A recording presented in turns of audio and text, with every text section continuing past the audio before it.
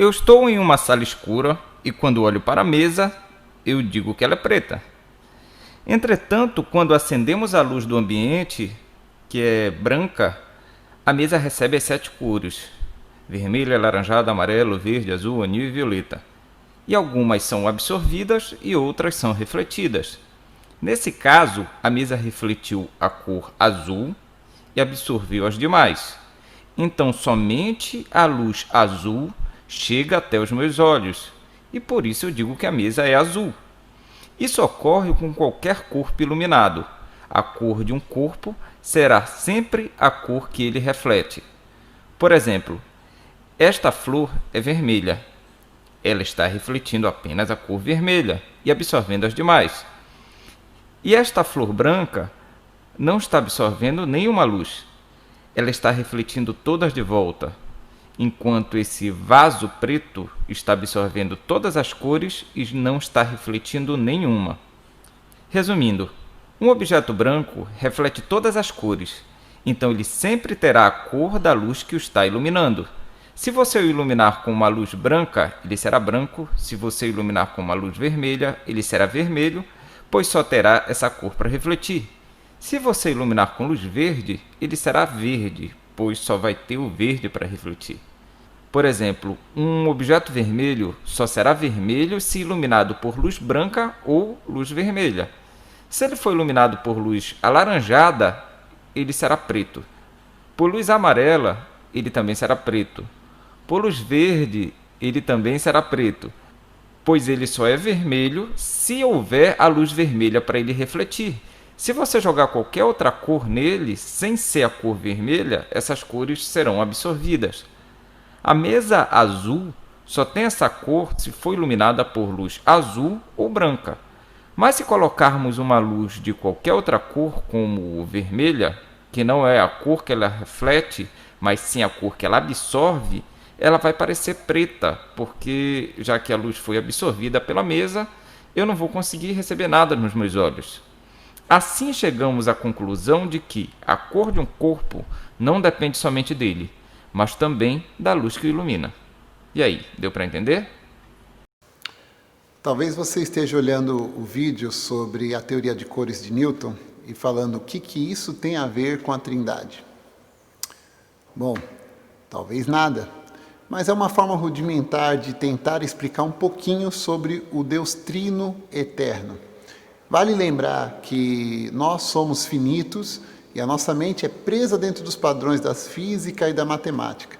Deus vai além do cosmos, Deus vai além dos padrões que Ele mesmo criou, até porque Ele é o autor de tudo isso. E querer colocar Deus dentro dessa caixinha ao qual a nossa mente é limitada e consegue compreender é quase impossível, ou eu posso afirmar que é impossível. Quando nós falamos um pouquinho sobre, comparando a Trindade sobre a teoria de cores de Newton, é para mostrar que o que conhecemos de Deus é aquilo que Ele refletiu para nós através da sua palavra. Deus, vamos pensar assim, é como se fosse a luz. O Deus Pai, o Deus Filho e o Deus Espírito Santo, os três em um só.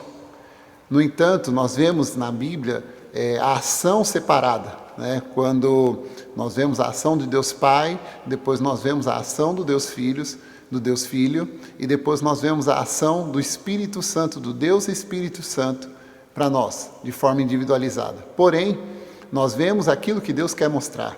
No entanto, os três estão juntos, porque os três são um, e um são três. Está confuso? Está difícil de entender? Fica conosco que a gente vai explicar um pouquinho sobre a Trindade para você entender melhor.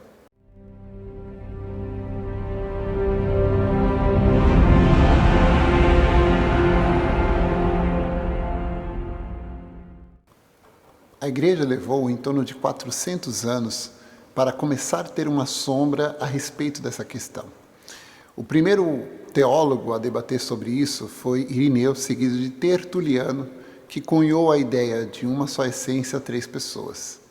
Foram alguns séculos de debate até que se chega a um consenso de que nós temos a Trindade formada por 3 pessoas divinas, não pessoas indivíduos como nós, porque os 3 sempre estão juntos, os 3 são um. O próprio Jesus expressa isso na sua palavra, quando ele fala lá que Tiago questiona ele Jesus mostra-nos o Pai. E Jesus fala assim: você não viu o Pai ainda? Quando olha para mim, quem vê a mim vê ao Pai, e vice-versa. Então você vê que não há essa individualidade de separatismo como nós, como ser humano. Os três são um, e essa uma só essência divina tem as suas três pessoas singulares, individual. E é aí que está o mistério. Como compreender isso? A nossa mente não consegue compreender. Quando você pensa em três separado. Quando você pensa em um, você pensa em um como uma unidade que não tem como se subdividir. Que é esse que é o mistério da complexidade da Trindade. Nós somos monoteístas, acreditamos apenas em um só Deus, não acreditamos em três deuses. Não entendemos que existem três tronos nos céus, apenas um só Deus. Mas esse um só Deus são três. É complicado. Eu quero ler 2 textos com vocês que expressam o nosso monoteísmo. Deuteronômio, capítulo 6, versículo 4, que diz o seguinte: ouve, ó Israel, o Senhor é o nosso Deus, o único Senhor. Então aqui já há uma afirmação monoteísta, de que só há um Deus, um só Senhor. O Antigo Testamento ela não tem essa sombra sobre a Trindade. A Trindade ela começa a aparecer mais no Novo Testamento, e quando a gente conhece o Novo Testamento e volta os olhos para o Antigo Testamento, nós começamos a ver que havia uma ação da Trindade no Antigo Testamento. É que o Novo é quem expressa melhor isso. Vamos ler em Efésios, capítulo 4, versículo 6. Vamos ler o texto. Um só Deus e Pai de todos, o qual é sobre todos, e por todos, e em todos. Veja que aqui há uma expressão também monoteísta, de um só Deus e não deuses. No entanto, os versículos anteriores expressam a Trindade. Veja só o que diz o versículo 4 e o versículo 5. Há um só corpo e um só Espírito, não um espírito de sentimento, né? Está falando do Espírito Santo, como fosse chamados em uma só esperança da vossa vocação. Um só Senhor, uma só fé, um só batismo. E aqui quando ele fala um só Senhor, ele não está falando de Deus Pai, mas ele está falando, Paulo está falando do Senhor Jesus. Então o texto, ele afirma a unidade, mas ele afirma também, ele expressa a individualidade do Espírito Santo, de Jesus e Deus Pai, mas afirmando que são um só. Eu quero ler alguns textos com os irmãos, ao qual prova a existência da Trindade, a realidade da Trindade, tanto no Novo Testamento quanto no Antigo Testamento. Um dos textos que eu mais gosto é o de Mateus, capítulo 3, do 16 ao 17, onde fala do batismo de Jesus. Diz o seguinte: assim que Jesus foi batizado, saiu logo da água. Nesse instante, o céu se abriu, e João viu o Espírito de Deus descendo como pomba e pousando sobre Jesus. E uma voz do céu disse: este é meu Filho amado, em quem me agrado. Veja aqui que há uma manifestação do Deus Trino. O Filho, de forma corpórea em Jesus, o Espírito Santo em forma de pomba, e a voz do Deus Pai se manifestando. Os três juntos no mesmo lugar, mas manifestando de forma diferente. Esse é o texto mais forte, onde expressa a realidade da Trindade. Um outro texto muito bacana também, que expressa a Trindade, é o de Isaías, capítulo 61, versículo 1, que diz o seguinte: o Espírito do Senhor Deus está sobre mim, porque o Senhor me ungiu para pregar as boas novas aos pobres. Esse texto, nós sabemos que fala a respeito de Jesus. Lá em Lucas capítulo 4, no versículo 16, 17, 18, quando ele está em Nazaré, e ali dentro da sinagoga ele abre esse texto e começa a ler, falando de si mesmo. Os fariseus ficaram surpreendidos, porque eles estavam entendendo assim, o que ele está querendo dizer, que isso é sobre si mesmo. E olha que o texto é muito claro, ele começa: o Espírito do Senhor Deus. Já faz já há uma divisão, Espírito e Deus. O Espírito pertence a Deus. E veja que aí ele fala que o Espírito de Deus pousou sobre ele. Ah, mas Jesus tinha o Espírito Santo sobre ele? É claro, é Mateus capítulo 4, quando o Espírito fala com ele para ele ir para o deserto jejuar. né? Então, esse é um texto do Antigo Testamento que fala um pouco disso. Um outro texto também que eu gosto muito, aí já é Novo Testamento, que está em 2 Coríntios, capítulo 13, versículo 13 e 14, que fala da bênção apostólica que Paulo faz lá, que fala: a graça do nosso Senhor Jesus Cristo, 1, o amor de Deus Pai, 2, e a comunhão do Santo Espírito de Deus, 3, seja com todos vós. Então você vê aqui que ele declara a bênção de Deus, no singular, mas de forma trina. Um outro texto bíblico bem bacana que expressa isso é a da criação, de Gênesis. Olha só o que diz no capítulo 1, né, de Gênesis, no versículo 1, né, no princípio criou Deus os céus e a terra. É interessante que esse termo Deus, né, Elohim, ele é plural. Elohim significa deuses no hebraico, né? Mas a frase ela está no singular, mesmo no hebraico. É como assim? No princípio criou deuses. Como assim, né? Talvez seja difícil para entender. Ah, então quer dizer que tem vários deuses? Não. Mas querendo dizer que Deus ele é um conjunto, né? Um conjunto do Pai, do Filho e do Espírito, né? Os próprios judeus, que são extremamente monoteístas e totalmente contrários à Trindade, eles se confundem em si mesmos quando eles querem abortar essa realidade da expressão Elohim. Se você for falar Deus no singular, no hebraico é Eloá, né? E aqui, se você pegar uma tradução, fazer uma exegese do texto, você vai ver que é Elohim, né? Trazendo no sentido de pluralidade. Mas veja só, o versículo 26, ele é bem interessante quando Deus cria o homem, que diz assim, ó, então disse Deus, façamos, plural. Então, ele não está assim, então disseram Deus, ele fala no singular. Então disse Deus, né? Façamos o homem à nossa imagem, conforme a nossa semelhança. Né? Vou ficar só com a primeira parte do versículo. Então, quando fala disse, ele vem na forma singular. Então disse Deus. E na hora que Deus fala, ele fala no plural, façamos. Né? Um outro texto também do Antigo Testamento que expressa isso é o capítulo 11 de Gênesis também, no versículo 6 e 7, quando houve a Torre de Babel. Diz o seguinte: disse o Senhor, o povo é um e todos têm uma só língua. Começam a construir a torre. Agora não haverá restrição para tudo o que eles intentam fazer. Vinde, desçamos e confundamos ali a sua língua, para que não entendam mais um ao outro. Você vê que o texto começa, disse o Senhor, mas depois ele traz para o plural, quando ele está falando, desçamos e confundamos. Regrinha de português, não precisa nem estudar exegese, fazer hermenêutica, regrinha de português já dá para entender. Quando fala assim, desçamos e confundamos, não poderia ser disse, tinha que ser disseram. Né? Então você vê aqui expressando algo que é até um pouco ilógico para nós, mas se você tem um entendimento que há um Deus trino, você consegue compreender isso com facilidade. Outro texto que é bem forte e super contundente é o texto da última ceia de João 14, né? João 14, 15, 16 e 17. Esses 4 capítulos, esses 3 capítulos, expressam com muita clareza a Trindade. Quando Filipe chega em Jesus, no versículo 8 do capítulo 14, e diz assim, Senhor, mostra-nos o Pai, e isso nos basta. Respondeu-lhe Jesus, há tanto tempo estou convosco, e não me conhece? Filipe, quem me vê, vê o Pai. Como dizes tu, mostra-nos o Pai. Jesus expressando que ele é um só. Depois, lá um pouquinho mais à frente, quando ele fala assim, eu vos enviarei outro Consolador.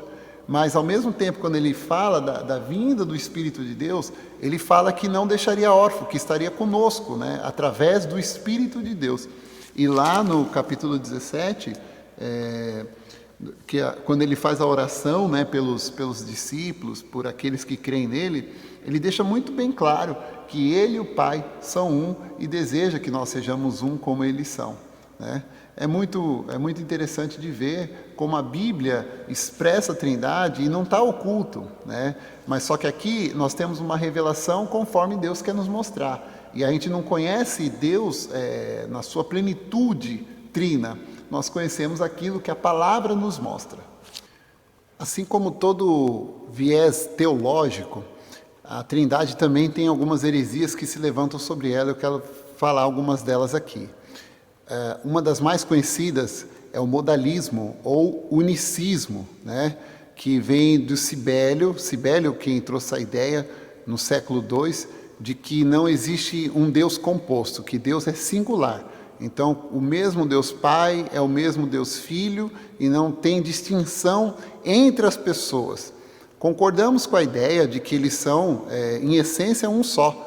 Mas há uma diferença pessoal entre Deus Pai, entre Deus Filho e o Deus Espírito Santo. E Cibele, ele traz a ideia de que são multiformas de Deus se manifestar, como se fosse uma mutação de Deus. Ele se manifesta primeiro como Deus Pai, depois ele se muta como Deus Filho, depois ele se muta como um Espírito. Mas isso é um pensamento muito errôneo, até porque cai em contradição quando você observa o batismo de Jesus que nós lemos agora há pouco. Ali uma manifestação divina, mas há uma distinção entre as três pessoas, manifestando a voz do Deus Pai, a forma corpórea do Deus Filho em forma de humano, ali encarnado como homem, e o Espírito Santo manifestado como pomba, né? Um pensamento totalmente equivocado, esse pensamento unicista, né? Ao mesmo tempo, quando algumas pessoas contrário a esse pensamento unicista, aí levantam uma outra também heresia, que é o triteísmo, a ideia de que há três deuses nos céus, e isso não existe. Nós temos um único Deus só, mas o triteísmo ele traz a ideia de que existem três tronos na eternidade, o trono do Pai, o trono do Filho e o trono do Espírito Santo, e tirando a ideia da essência divina como um só, mas como indivíduo, colocando Deus Pai como um indivíduo isolado, Deus Filho como um indivíduo isolado, e o Deus Espírito Santo como um indivíduo isolado. E esse é um pensamento totalmente errado, porque você tira a ideia de monoteísmo, nos tornando politeísta, e é o que não somos. Deuteronômio, como nós já lemos, e Efésios expressam que há um só Deus, né? Mas esse Deus ele não é singular, ele é composto. Bom, dentro desses pensamentos ainda tem um terceiro pensamento que eu também sou contrário, que é por subordinação, a trindade por subordinação. Como funciona isso? É que o Deus Pai manda no Deus Filho, que manda no Deus Espírito. Um tem mais importância que o outro em grau de escala. Mas isso é uma mentira completamente errada, né? A própria Bíblia exalta o Filho, né, como autor da criação. A própria Bíblia exalta o Espírito Santo de tal forma que pecar contra ele não dá nem perdão para ninguém. Né? A blasfêmia contra o Espírito Santo é o pecado que não tem perdão, né? Então, assim, dentro da forma ontológica, né, da trindade ontológica, o que é ontológica? Ontos, que significa no grego ser, né, do verbo ser, eles são divinamente iguais em matéria de importância, glória e poder. O que há são ações diferentes do nosso Deus manifestado. A forma do Deus Pai agir, a forma do Deus Filho agir, a forma do Deus Espírito Santo agir. Pensando, por exemplo, a questão do plano da salvação. Então, o Deus Pai planejou, o Deus Filho executou e o Espírito Santo confirma, né? O Espírito Santo aplica a salvação ao coração daqueles que creem. É difícil, esse é um mistério complicado, que eu penso que cada vez que a gente vai tentar compreender e fechar um pensamento a respeito disso, a gente se embola muito, porque é um Deus eterno, difícil de definir, né? É um mistério complexo que eu penso que nenhum crente tem uma completa definição absoluta. Acredito que quando nós formos para a glória, nós vamos entender isso muito melhor. A nossa mente, que ainda está num processo de santificação, amarrada dentro do Cronos, dentro dos padrões matemáticos e físicos, jamais vai compreender alguém que é eterno fora do Cronos. Eu acredito que quando nós tivermos nosso corpo glorificado, essas questões obscuras virão à luz para nós. o nosso Deus eterno, ele não é refém da sua própria criação. Nós já somos refém dos padrões dessa vida e daquilo que nós somos capazes de compreender. Nós temos que aceitar a ideia de que Deus, em sua plenitude, jamais teremos compreensão. E o que conhecemos dele é o que ele revelou para nós através da sua palavra. Ficamos com aquilo que a palavra diz. Qualquer pensamento fora do que a palavra diz pode ser fantasioso e nos levar a um entendimento errôneo. É interessante até porque a palavra trindade não existe na Bíblia, mas é uma palavra que dentro da teologia surgiu para que nós pudéssemos compreender o nosso Deus complexo. Compreender no sentido de ter um pouco de luz sobre esse Deus poderoso e glorioso. Mas independente da profundidade de entendimento teológico que nós tenhamos ou não, o importante é nós crermos nesse Deus que ele é poderoso, que seu Filho eterno veio para morrer em nosso lugar, ressuscitou, hoje está com ele, e que seu Santo Espírito habita no coração daqueles que creem. Na eternidade, nós teremos compreensão completa disso. Que Deus os abençoe. Fique com ele.